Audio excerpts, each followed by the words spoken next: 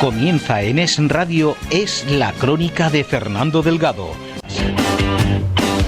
Es libre, es veraz, es independiente, es responsable, es plural. Es la Crónica de Fernando Delgado. Muy buena. Hoy estoy convencido de que le va a encantar el programa. Porque tenemos a una de las figuras, para mí y para muchísimos más despejadas del mundo de la política en esta región. Y al que, entre otras cosas, es muy amigo mío. Me estoy refiriendo a Ignacio Sánchez Amor, Nacho para los amigos, y que con mi compañero vamos a estar durante casi una hora con él, con Fran Murillo. Muy buenas, Nacho y Fran, muy buenas. Hola, buenas. ¿Qué tal? ¿Cómo estáis? Me sorprende que hoy ya San Fernando, felicidades, Fernando. Muchas gracias. Felicidades. No, ya se habló Hoy estoy yo cabreado. de la Copa de Europa, de la Champions. No me hables, hombre. No me hables. Si hubiera ganado el Atleti hubiera empezado. No me hables porque te digo una cosa. Cuando se gana, se gana. Sí. Y cuando un equipo se merece ganar, bueno, pero un Atlético que ha sido capaz de echar por tierra a un Barcelona, a un Manchester, a todo esto, que después te ganen por un gol fuera de juego, te revienta. ¿Qué quieres que te dije? Pero bueno, vamos a lo que vamos. ¿Te gusta el fútbol? No, Nacho? soy muy poco aficionado. Poco afición. Lo vi y me aburrí. A la mitad ya me aburrí. Me puse a otra cosa. A Ignacio, que al margen de que tiene un libro que es una auténtica preciosidad y que yo he vivido y que es el primer tomo y tiene 1000 páginas, curiosamente, no sé si se habrá dado cuenta él, yo sí, inmediatamente. Y se lo voy a explicar a nuestros oyentes y telespectadores de radio y televisión extremeña la dedicatoria. Rocío, que es su madre. Flori, que es su mujer. 2 hijas, Mar y Irene. Pero dice para Tomás y Ventura, que son otros 2 hijos. Pero Tomás, al que es un personaje que a mí me tiene intrigadito, que ya lo he investigado por activa y por pasiva, era su bisabuelo. Llegó a Mérida a finales del siglo XIX. Estuvo de concejal 19 años seguidos. Era un republicano de pura cepa, un masón también de pura cepa, pero una persona de una decencia inigualable, con otra persona muy querida en Mérida, que, digamos, era algo así, Eugenio Macías, como un ten con ten entre otro periodista, Luis Moreno Torrado, hacían un trío excepcional. Se viene a Mérida y abre un comercio que todavía muchísima gente recuerda y en Facebook y demás, pues los ponen de vez en cuando. El de Tomás Lancho. Y Tomás Lancho fue el fundador del Liceo, fundador y presidente de la Cruz Roja, fundador y presidente del Círculo de Artesanos. Fue un hombre excepcional. Y Ventura, como dato curioso que eso lo conoce muy poca gente, era el abuelo, Ventura Amor. Y le dieron un premio en los Juegos Florales del año 22, que le regalaron una sagrada cena en plata, que era una bandeja enorme, que me imagino que estará en una familia, porque son de esas bandejas, de esa plata del año 22, no la que hacemos ahora, era distinta. Su madre de aquí, sus tías de aquí, todo el mundo de aquí, menos la madre, que era profesora en Jaday y por circunstancias especiales, Nacho nació en Cáceres. Pero cuando alguien me dice no es emeritense, digo, estos no saben ni de la misa a la media de la historia de Ignacio Sánchez. Sí, bueno, mi madre también es de Mérida. Por eso. Mi madre nació en Mérida, lo que pasa es que luego después de la guerra se fueron hacia al norte, a Jaraíz. Pero yo me siento muy orgulloso de Tomás, de mi bisabuelo. De hecho, el niño se llama Tomás por esa referencia, es su tatarabuelo, ¿no? Y efectivamente, de esos personajes de la burguesía comercial, progresista, es decir, frente al casino de los señores, que eran los terratenientes, estaba la otra burguesía comercial, que era más progresista, que era más metida en política. Y efectivamente, él fue concejal muchos años, fue eso, como tú has dicho, fundador de la Cruz Roja, fundador del liceo, masón. A nosotros, cuando éramos pequeños, sí sabíamos que había sido fundador del liceo. Es decir, cuando se hablaba de la familia, porque él murió mucho antes de que yo naciera, se hablaba de que era el fundador del liceo, pero nunca se nos dijo que era masón. Y yo no sé si era un olvido piadoso, porque en aquella época ser masón no se llevaba mucho. Sabéis que en el franquismo los masones eran, en fin, una especie de secta a acabar con ellos, pero nunca nos dijeron que había sido masón y fundador de la masonería. Porque había masones de derecha y de izquierda. Claro, y bueno, la masonería es un humanismo Sí. que, en fin, no debería causar preocupación a nadie. Pero bueno, en aquella época la dictadura se acusaba a los rojos, masones, comunistas y tal, y efectivamente mi bisabuelo había sido masón, fundador con Torrado de la logia, y bueno, y sin embargo esa parte sí se nos ocultó piadosamente. Te digo una cosa, y cuando terminamos los de los masones, la gente más importante y culta de Mérida estaba en la masonería. Y estamos hablando de los industriales más famosos de Mérida, muy conocidos aquí en Mérida, como Serafín Molina, Paulino Doncel, Marín, el abuelo de Valdés. O sea, que todo eso, Cardona, eran masones. Gasconchito, que eran gente muy conocida también. Pero alguien, yo no sé de dónde salió, tú que tienes una cabecita, ¿de dónde salía esa palabra de judeo-masónica? Bueno, pues ¿Qué tendría que ver los judíos pero con los claro, masones? La conspiración nada, no, judeo-masónica. pero bueno, se trataba de los enemigos que se creó el régimen franquista para justificar todo. La conjura internacional contra él, y era una conjura judeo-masónica. Los cariños iniciales entre el régimen de Franco y el nazi, hasta después de la derrota de Hitler, eran obvios, ¿no? Y por tanto los enemigos eran comunes, judíos y masones. Bueno, diremos también que Ignacio Sánchez Amor hizo oposiciones a la Junta, fue el número 1 de su oposición como letrado, ha sido no sé cuántos cargos en la Junta de Extremadura. Entre ellos vicepresidente. Eso iba a decir, vamos a coger uno de los más altos cargos, vicepresidente, y tuvo muchos años en transfronteriza, porque ¿conoces cuántos idiomas? Pues yo hablo bien francés, inglés, portugués, y me defiendo en italiano. O sea, oye, ¿Y nunca has sido... ¿Te has motivado a ir al Parlamento Europeo? Sí. Hubo una ocasión en que estuve a punto de ir, pero luego no salió. Y bueno, ahora estoy de portavoz en la Unión Europea en el Congreso. O sea que yo siempre he tenido relación, en todos mis cargos en la Unión Europea me he ido llevando dos temas, Unión Europea y Portugal. Cuando yo he trabajado con Manuel Amigo, lo llevábamos en la Consejería de Manuel Amigo, lo llevaba yo. Cuando pasé a presidencia en un puesto secretario general, lo llevaba yo. Como jefe de gabinete de Ibarra, lo llevaba yo. Y como vicepresidente también. Así que yo me he ido llevando esos dos temas por todos los cargos por los que he ido pasando la Junta. Portugal y Europa. pero yo he tenido yo sigo teniendo bastante contacto con él, y nos llamamos con relativa frecuencia, pero tengo que tener cuidado, porque de vez en cuando, es que estoy en Japón, estoy en Turquía, esto me ha ocurrido no una, sino varias veces. Bueno, ahí no pagas tú, tranquilo, el que pagas es él. No lo sé, por si acaso Tú pagas en España. dicen que la mitad.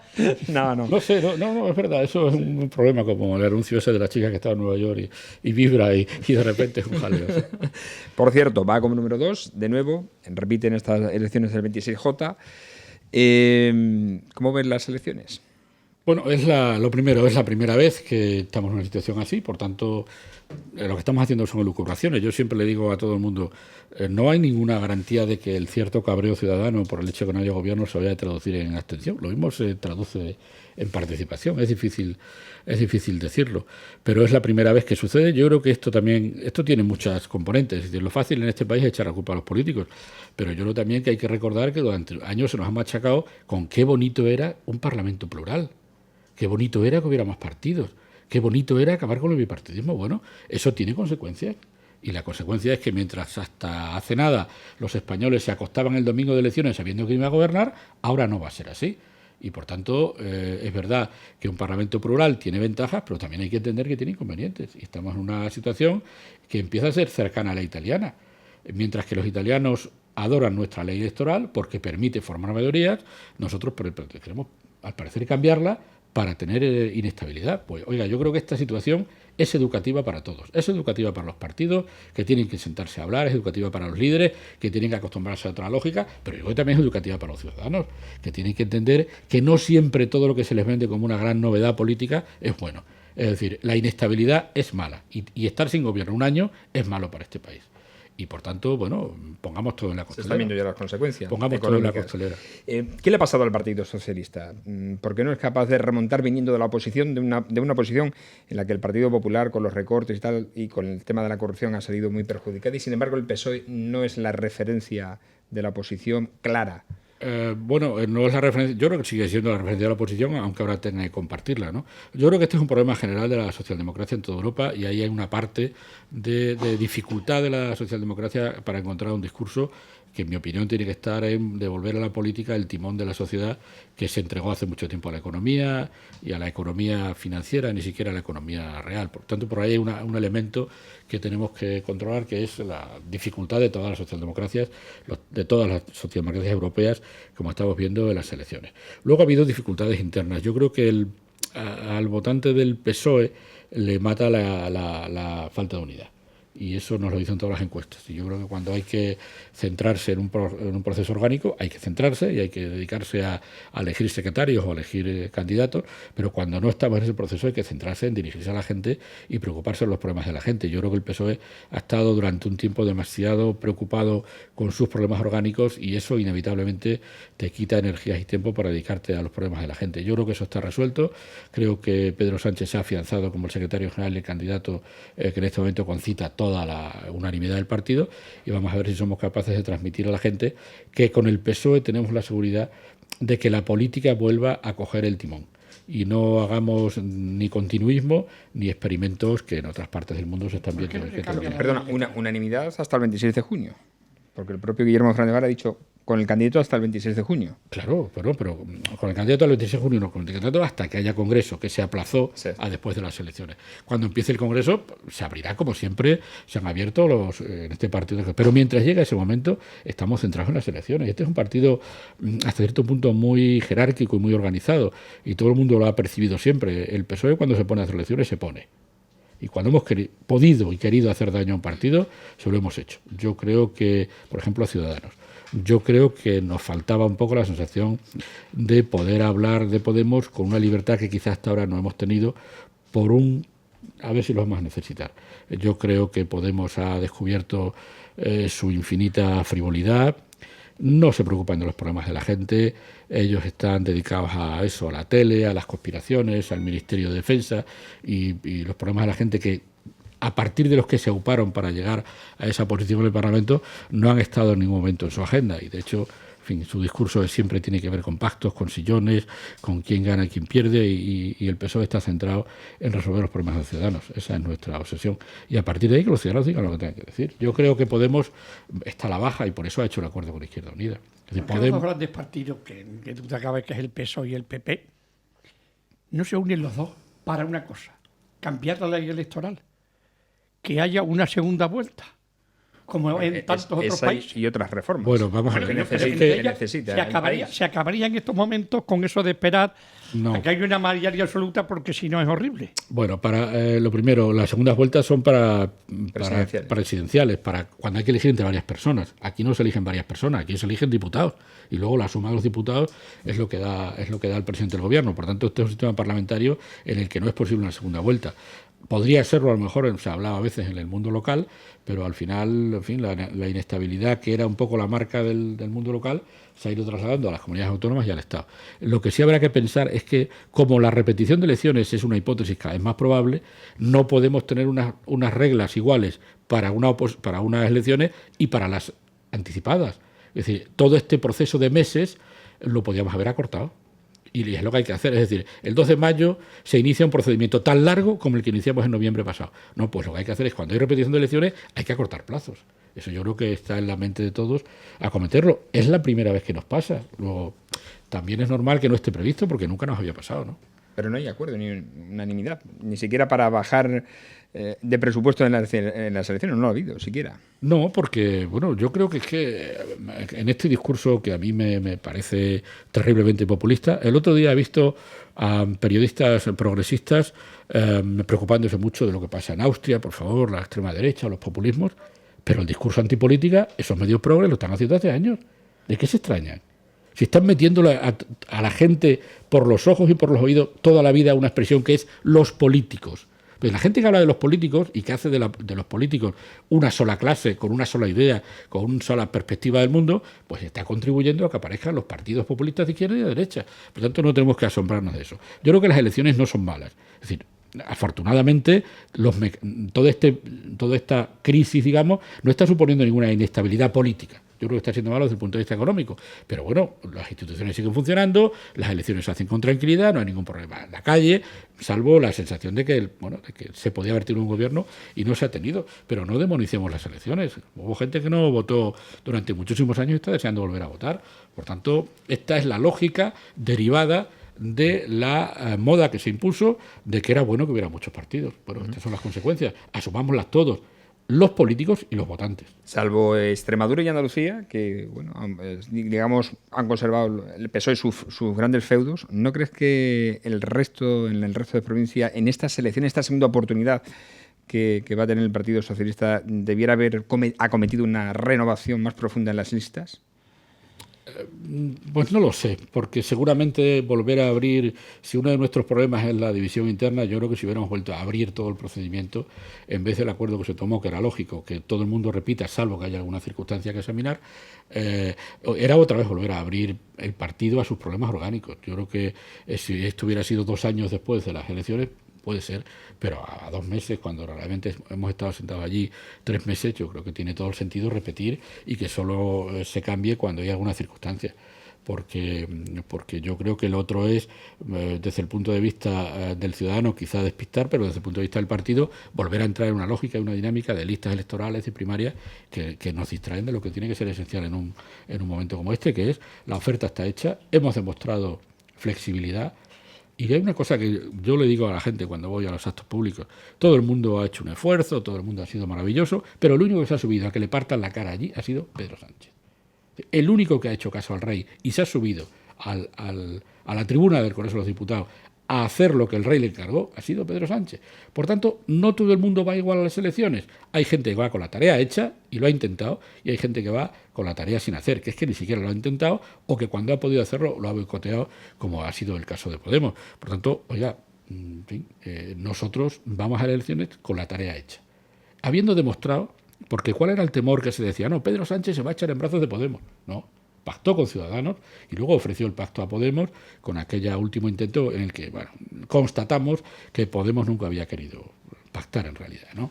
Porque había, de aquellos 28 puntos que nos pidieron, había muchas coincidencias. Pero lo que yo quiero decir a la gente en relación con la repetición de elecciones: oiga, esto puede ser un fracaso en general de los partidos porque no tenemos cultura de negociación, tal, pero ha habido uno que se ha subido allá arriba a intentarlo. No es una chulería por parte de Podemos y de su líder, Pablo Iglesias, cuando dice: contaremos con el PSOE. ¿Cómo contaremos con el PSOE? Bueno, una auténtica chulería, pero vamos, estas cosas, en todas reglas. Estas cosas forman parte del discurso de Podemos, que no ha vuelto a hablar de ¿vosotros habéis vuelto a oír hablar a Podemos de desahucios? Si ya no hablan de desahucios, solo hablan de pacto, de la derecha, del sillón, tal. Bueno, porque ellos, el día que vean a uno se pongan a hablar con un obrero, se desmayan, vienen de otro mundo mental, ¿no? Que es la universidad, que es un mundo de lucubraciones teóricas, y el contraste con la realidad, vamos a ver cómo se desarrolla, porque una cosa es subirse al enfado de la gente y otra cosa es dar soluciones. Y cuando Podemos empezar a dar soluciones, las soluciones que ha dado son teatrales. Es decir, es que no ha hecho nada en el Parlamento más que teatralizar, darse besos en la boca, llevar a un niño. Este tipo de teatralizaciones en la que lo que cuenta es la imagen que se transmite y no si uno tiene una idea en la cabeza. Yo creo que eso le ha llevado donde le estaba llevando. Las encuestas mostraban que Podemos iba mal y por eso han pactado con Izquierda Unida, para intentar disimular esa dificultad grave que tenían, porque habían dejado ver muchas cosas. Mucha gente ha votado en Extremadura sin saber que Podemos tenía como elemento esencial ayudar a la secesión de Cataluña con un referéndum. Mucha gente te lo dice, yo no he votado a estos para esto. Y otra gente te dice, yo los voté para que hubiera un gobierno de izquierda. Pues si quieres un gobierno de izquierda, vota a PSOE. Porque si votas a Podemos, vas a convertirse en un intermediario que no va a dar el gobierno a PSOE, sino que está pensando en sobrepasar al PSOE. Y dice, ¿cuál es el objetivo de Podemos? Sobrepasar al PSOE, no que haya un gobierno de izquierdas. Ha permitido volver a gobernar a Suárez para tener una segunda oportunidad. Cuando ha visto que las encuestas le daban mal, porque la gente se cansa de todo y se cansa de la teatralización y se cansa de que Podemos no piense en sus problemas, sino que piense en su escenificación, las encuestas iban mal y por eso Garzón los ha tenido cogidos por la solapa, porque Garzón podía haber pedido lo que hubiera querido y lo hubiera tenido, porque Podemos iba mal a las elecciones sin Izquierda Unida. En esta mini legislatura, ¿ha servido de algo o ha sido estéril? Bueno, sí ha servido, porque afortunadamente el Parlamento ha estado funcionando y allí todo el mundo se ha retratado en una enorme cantidad de temas, desde la unidad de España a cuestiones laborales, cuestiones que yo he tocado como el tema de refugiados o la salida de Gran Bretaña de la Unión Europea. Es decir, allí todo el mundo ha hablado y lo que hemos dicho allí son compromisos.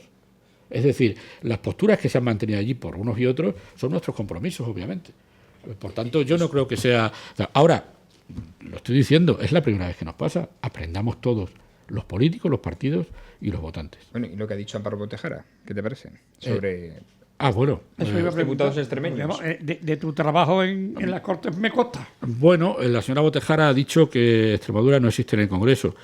Ella seguramente está más preocupada por el futuro de Cataluña que por el de Extremadura, dado su apoyo al referéndum de secesión en Cataluña. Por tanto, seguramente sus intereses han sido más coincidir con los ricos catalanes que no quieren que les expoliemos fiscalmente que preocuparse por los extremeños. La señora Botejara no ha hecho ni una sola intervención, yo he hecho 5. La señora Botejara me parece que ha hecho una iniciativa. Yo he hecho 5 o 6. Es decir, cada uno que responda de lo que ha hecho. Pero decir que no existe Extremadura en el Congreso cuando se habla, por ejemplo, de la mina de Agua Blanca, oiga, pues claro que ha existido. Y cuando se habla de financiación autonómica, que nos toca, y cuando se habla de muchas cosas que nos tocan, o es que los refugiados no afectan a Extremadura, o es que no vamos a tener refugiados cuando recibamos los 18.000 que tenemos que tener aquí. Por tanto, claro que se habla de Extremadura y claro que lo hemos hecho los extremeños. La señora Botejara es nueva y como su partido considera que todo nace con ellos. Ellos tienen una idea de que todo nace con ellos. Ellos dicen, ahora ha venido la gente normal. Y, oiga, los que me votan a mí, que son marcianos, la gente de Mérida que nos ha votado a la lista del PSOE, ¿qué son? ¿No son ciudadanos normales? ¿Qué son? Bueno, ese tipo de ingenuidad un poco alambicada que llevan ellos, les lleva a pensar que todo empieza con ellos. Claro, hay que ponerse a la cola, hay que aprender y hay que aprender también a ser diputado, y todos hemos sido diputados por primera vez y yo le deseo que ella, si sigue, que eso lo decidirán los electores, sea más respetuosa con el trabajo de sus compañeros y en vez de dedicarse a examinar el trabajo de los demás, haga el suyo. Una última pregunta antes. En la segunda parte vamos a hablar ya del libro y vamos a hablar de una historia muy bonita de la transición. Tenemos que también publicidad. Claro. Has visitado los campos de refugiados de Serbia y Macedonia. ¿En qué situación están? Bueno, estuve en la frontera de Serbia y Macedonia en febrero, en lo que era la ruta de los Balcanes, que era una ruta todavía abierta. Yo estuve visitando la entrada a Serbia. Sería muy largo de contar. En ese momento Serbia estaba dejando pasar a todos, sirios, afganos e iraquíes, y tenía un sistema preparado de autobuses y de reconocimiento de la gente con foto y con huella digital, que era el primer sitio donde se registraban, ¿no? Y atravesaban el país y entraban ya en Croacia, Eslovenia y la Unión Europea, ¿no? En ese momento todavía era una ruta abierta, luego se cerró y empezó el problema en cada frontera, y el problema especialmente de Idomeni, cuando Macedonia, que es un país destrozado con una crisis política enorme, ya no fue capaz de acogerlo. Luego estaba en la jungla en Calais, hace ya muy poco, hace 15 o 20 días estaba en Calais. Y es impresionante ver, ahora quedan 3.000 o 4.000 personas viviendo en esas chozos de plástico, pero ya hay algunos servicios, ya hay duchas, ya hay un servicio médico, pero aquello tiene que haber sido impresionante, porque la idea de esta gente era, yo lo viví la mañana que llegué, había botes de humo y había enfrentamientos con la policía, la idea es tirar unas ramas, unos árboles a la autovía, ralentizar el tráfico que va al puerto e intentar colarse en un camión, porque claro, el Eurotúnel ya es imposible, aquello está... En fin, es imposible. Pero todavía podían acceder a partes de la autovía que no estaban valladas e intentar parar el tráfico y subirse a un camión.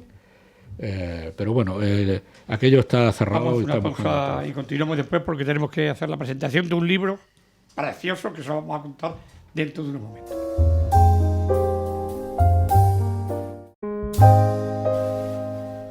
Seguimos en nuestro programa de hoy con Ignacio Sánchez Amor como invitado especial para hablarnos de política y del libro que vamos a ver ahora, y Fran Murillo, que tenemos muchas cosas que hacer todavía en esta ciudad a través de la radio y de la televisión, y de algunos que se quieren agregar para que informativamente esta ciudad funcione adecuadamente y en todo el concepto: prensa, radio y la única televisión. Esto es como la Iglesia Católica, la única y verdadera.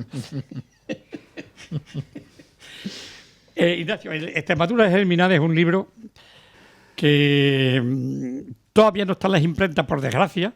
Esperemos que esté en la Feria del Libro, que es la próxima semana, bueno, esta semana, y que podamos verlo. Tiene unas 1000 páginas, pero es el primer tomo de la historia de Extremadura, de la transición, digamos, desde que muere Franco hasta que comienza con un poco la transición y demás. Son 2 volúmenes de 1000 páginas cada uno. Es decir, que es un paso imprescindible para conocer la historia de esta región en la democracia. ¿Cuántos años lleva ya con esto? Pues 14 años, más o menos. Lo explico en el prólogo. Escribí primero el libro de los 80, que era Extremadura embrionaria, que fue el que ganó un premio en la Asamblea y se publicó hace un año y medio. Y cuando terminé ese, que debía ser por el año 2004 o por ahí, me puse a ir hacia atrás y a recuperar la historia política. Yo no quiero ser tan ambicioso como decir la historia de Extremadura, porque yo de lo que sé es de política y por tanto es una historia, como dice el título, instituciones, partidos y políticas públicas. Yo no puedo hablar de demografía o de economía porque no soy experto, pero en política sí. Y esta es la historia política de la región, lo que yo estoy intentando escribir, que también es una cierta invitación para los que fueron protagonistas, escriban, porque es una pena que en Extremadura nadie haya hecho memorias. Y hay muchos protagonistas de aquella época que desgraciadamente van desapareciendo y que no dejan ni memorias ni quizá un legado de documentos que habría que llevar. ¿Y por qué, perdón que te interrumpa, pero por qué este retraso del libro? ¿Por qué una editora de Valencia y no una extremeña o la Asamblea de Extremadura? Está la editora regional también, ¿eh? Yo esto lo negocié con el gobierno anterior y la editora regional es coeditora, la editora regional. Pero a mí me interesa, lógicamente, estar en el catálogo de una editorial prestigiosa como es Tirán. Tirán, en materia de humanidades y de ciencias sociales especialmente, es una editorial muy prestigiosa y a mí me interesaba. Y por tanto, yo se lo ofrecí a ellos, dijeron que sí, y luego llegamos a un acuerdo de coedición con la editora regional de la Junta de Extremadura. Pero bueno, Fernando, los libros tampoco hay grandes editoriales aquí ahora privadas, ¿no? Hay algunas editoriales pequeñas que hacen algún libro de poesía, pero libros de 1000 páginas no se editan mucho en Extremadura, ¿verdad? Y más de política tan específico, ¿no? Como este. Comienza el libro hablando de una región desarticulada, Extremadura en 2. Seguimos, yo creo que casi igual, un poquito más. No, esto no tiene nada que ver. Pero seguimos todavía con Extremadura, Cáceres y Badajoz. No, pero es que Extremadura es Cáceres y Badajoz, pero bueno, si se lee en el libro las tensiones que había, por ejemplo, con la universidad, esto no tiene nada que ver. Nada que ver. Allí había un cierto extremeñismo retórico, y de hecho ese extremeñismo funcionaba frente a Madrid. Es decir, si Cáceres quería una fábrica de tabaco, que fue siempre un sueño banal, pero que fue un sueño, pues Badajoz la apoyaba, y si Badajoz tenía un problema minero, Cáceres la apoyaba. El problema era cuando había algún tema que dividía o que había que repartirse. Y entonces ahí no funcionaban las relaciones y esto tenía una agresividad y una la universidad es el claro ejemplo, ¿no? Claro, la universidad es el claro ejemplo, sobre todo, ¿no? Pero luego también cuando había inversiones, durante mucho tiempo funcionó la teoría de la compensación, que es lo que yo llamo en el libro el espíritu del kilómetro 40. El kilómetro 40 era aquel sitio que había entre Cáceres y Badajoz, en el que se juntaba la gente, por comodidad, eran carreteras horrorosas y muchas reuniones entre Cáceres y Badajoz se hacían en el kilómetro 40. Lo que yo llamo el espíritu del kilómetro 40 es ese espíritu en el que lo regional no acaba de nacer, pero que las provincias ven que tienen que hablar una con otra, ¿no? Entonces era la teoría de la compensación.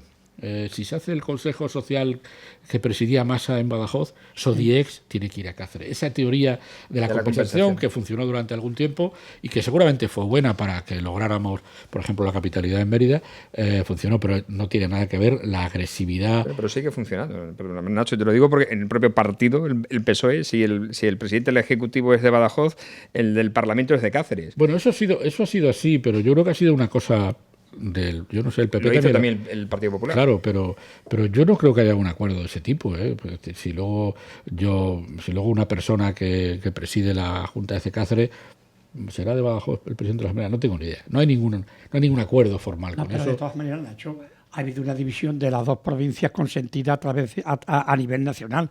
Yo recuerdo en mi época que Cáceres, los universitarios de Cáceres se iban más a Salamanca.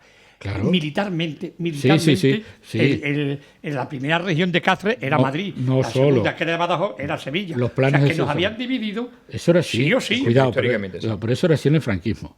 Eso era así en el franquismo. Cuando empieza la lógica regional, cuando empieza un cierto discurso regional es en la transición.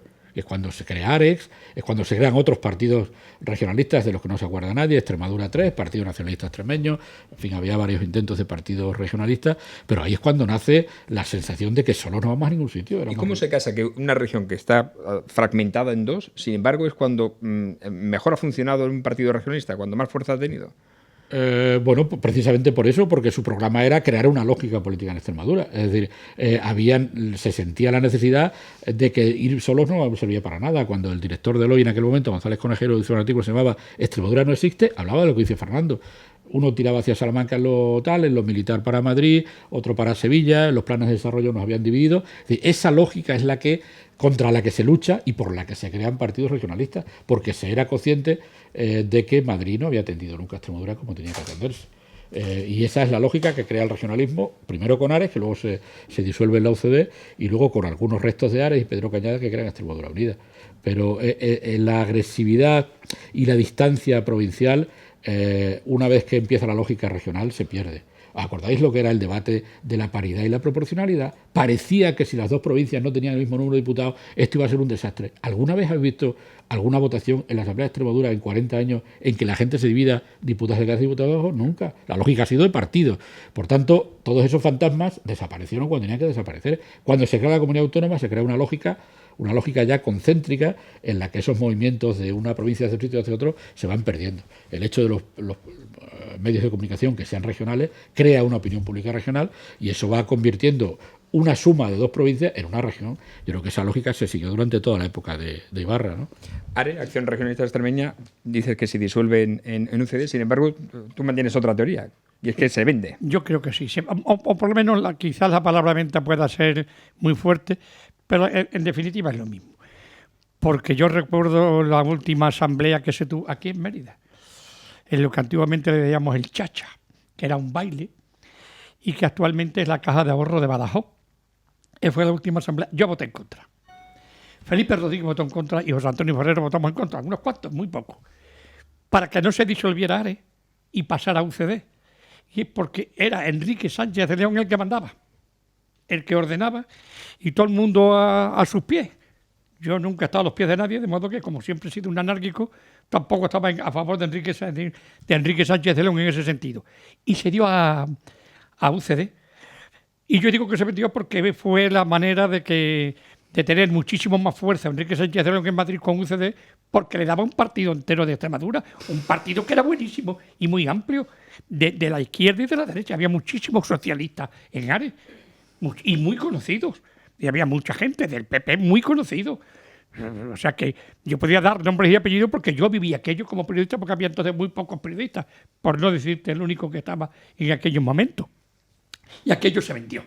Se vendió un poco, y yo sé que en el libro algo dice Nacho, porque la verdad que eran momentos muy difíciles también, era un momento de la democracia, era comenzar toda una... Pero había una unión de un regionalismo, era el primer partido regionalista de España. Hubo otros. Pero yo, en relación con la venta de Ares, yo lo que defiendo es que el ministerio de Sánchez León no fue una contraprestación. Lo que no soy tan ingenuo para pensar que es igual un líder regional si tiene un partido detrás que si no. Y toda la vida Sánchez de León, en fin, tiene que ser agotador, tener que dedicar toda tu vida pública a justificar una decisión de tu vida, que fue la de disolver Ares. Y entonces él ha sido muy contradictorio, porque él defendió que Ares era el gran partido de Extremadura, el partido que absorbió a los otros pequeños partidos, el partido que copó las listas, el que mandaba, Y sin embargo, cuando luego ha tenido que justificar por qué se disolvió en UCD, él dice, no, era un partido pequeño, ¿quién iba a ser ministro por ser presidente de Ares? Bueno, ningún otro líder regional fue ministro, y no es cierto, porque el Partido Social Liberal, también Clavero Arévalo, entró en el gobierno, y por tanto, de los 5 partidos regionales que formaron UCD, junto con otros nacionales, 2 líderes entraron.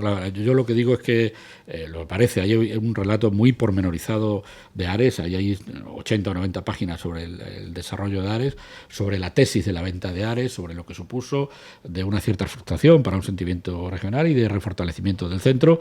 En fin, ahí está explicado todo con gran detenimiento y con gran documentación. Este no es un libro de lucubración, este es un libro de documentación.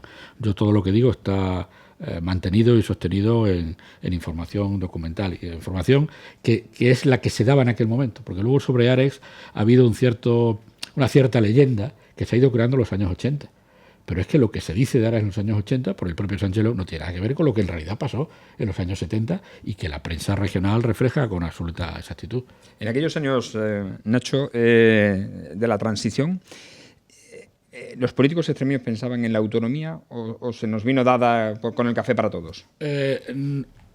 Las encuestas del CIS del 77-79 muestran un cierto regionalismo, digamos, sentimental. Y un regionalismo defensivo, un regionalismo de provincias que se ven agredidas o de una sociedad que se ve agredida por el centralismo madrileño, que nos mantenía divididos y olvidados, y empieza a surgir la sensación de que los otros, País Vasco y especialmente Cataluña, van muy deprisa y que eso nos puede perjudicar. Eso era el fondo social. La idea de la autonomía nace relativamente pronto.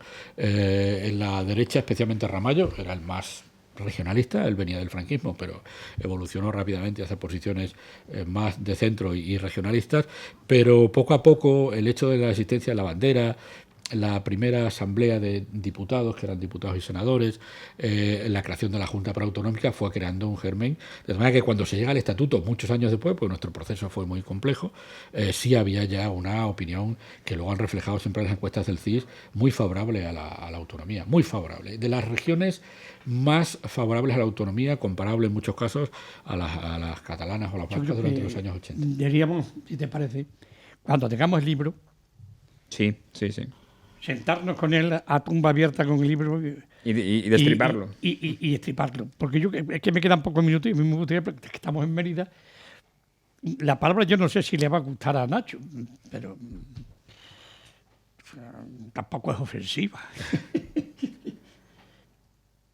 Que Antonio Rodrigo Osuna era su delfín. Es decir, que este tenía 2 o 3 y entre ellos decía este. Y el delfín de Nacho era Antonio Rodrigo Osuna y actualmente es alcalde. ¿Es así o la palabra te resulta...? No, me resulta. Antonio fue mi número 2 en el partido, pero Antonio tiene una personalidad política, en fin, que yo creo que ahora se está conociendo en la ciudad, ¿no? Es decir, Antonio no necesitaba para nada ser mi delfín ni nada parecido para ser como es un político cercano, activo, eficaz y que yo creo que le está dando una vuelta al ayuntamiento en una situación política más complicada que otras que ha habido en el pasado. Delfín... Bueno, a mí al menos me sorprendió la decisión de tirarse al vacío y liderar la candidatura municipal. Porque eres un hombre valiente, como debe ser. Por eso es alcalde de Mérida, ¿no? Pero apoya por ti. Sí, yo apoyé a Antonio todo lo que pude. Claro, a eso me refiero, que tiene... Claro, hombre, pues solo faltaba. Yo iba a decir, como hubiera apoyado a cualquier otro compañero elegido por el partido, pero en este caso con mayor convicción, porque si ha sido mi número 2 es porque yo confiaba en su criterio y en su valía. O sea, que yo estoy encantado y tranquilo de que mi ciudad está en manos de un alcalde joven, con iniciativa, con cercanía a la gente. Sabéis que Antonio, desde los carnavales hasta la Semana Santa, es un hombre metido en la vida y en la piel de esta ciudad, y yo creo que eso se está notando, a pesar de que la situación financiera es complicada y no permite hacer muchas cosas. Una pregunta. Sí. La bandera. ¿Cómo nació la bandera extremeña? La bandera verde, blanca y negra fue una propuesta de Martín Rodríguez Contreras, que era el líder del Partido Socialista Popular, el partido de Tierno. De hecho, en la primera foto que yo tengo registrada con la bandera es de diciembre del 76 y está en Mérida, en un mitin, en un cine de Mérida.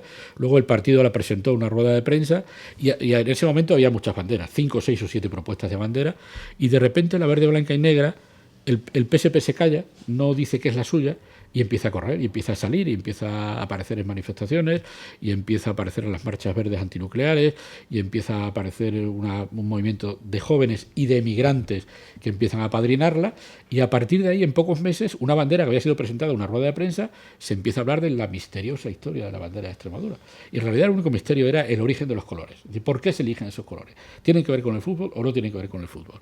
El único que podía decirlo era Martín Rodríguez Contreras, que solo habló del tema muchos años después y hizo una explicación histórica que en mi opinión está cogida por los pelos. Pero porque yo creo que la bandera se preparó sin un criterio histórico y luego se le pidió a un profesor, al profesor Garache, que le diera una cierta pátina. Es decir, una vez elegidos los colores, ¿qué podrían significar históricamente? Y el profesor Garache hace una tesis durante los años 70 sobre los almohades, sobre tal, pero que luego 10 años después la cambia. Por tanto, no hay ninguna seguridad. Yo creo que la bandera es una de esas invenciones se habló contemporáneas. de que era verde, porque verde era como se vestía el cacereño. Y el negro y el blanco era El Badajoz. Era de Badajoz. Sí. Mi marido también. Y esa, Ella Se también, habló claro. de eso, pero Esa vamos, explicación- nunca, como dice Nacho, nunca se ha demostrado Esa que en ese explicación- sentido eran... Esa explicación balompédica nunca la ha dado nadie de los Nadie, no. de los que estaban allí. ¿Quién lo dice? Los nacionalistas catalanes. Ahí bien en el libro está explicado cómo los nacionalistas catalanes dicen que la bandera nació en Cataluña con motivo de las marchas antinucleares y que solo los del fútbol. Solo faltaba que en vez de reescribir su historia, reescribieran la nuestra, los nacionalistas catalanes. Sin hacer- Meses antes ya estaba la bandera Muy publicada en breve, Extremadura. una respuesta. Porque en la picota hemos seguido y seguimos hablando mucho sobre Valdecaballeros. ¿Crees que ha sido un error histórico o no haber cerrado Valdecaballeros? No, yo creo que en aquel momento tenía todo el sentido. Nuestra aportación energética en aquel momento con las presas y con Almaraz abriéndose era... Nosotros consumíamos el 10 o el 15% de lo que producíamos. Luego tenía todo el sentido que, digamos, la carga de tener nucleares se repartiera por todo el país. Nosotros teníamos Almaraz recién abierto.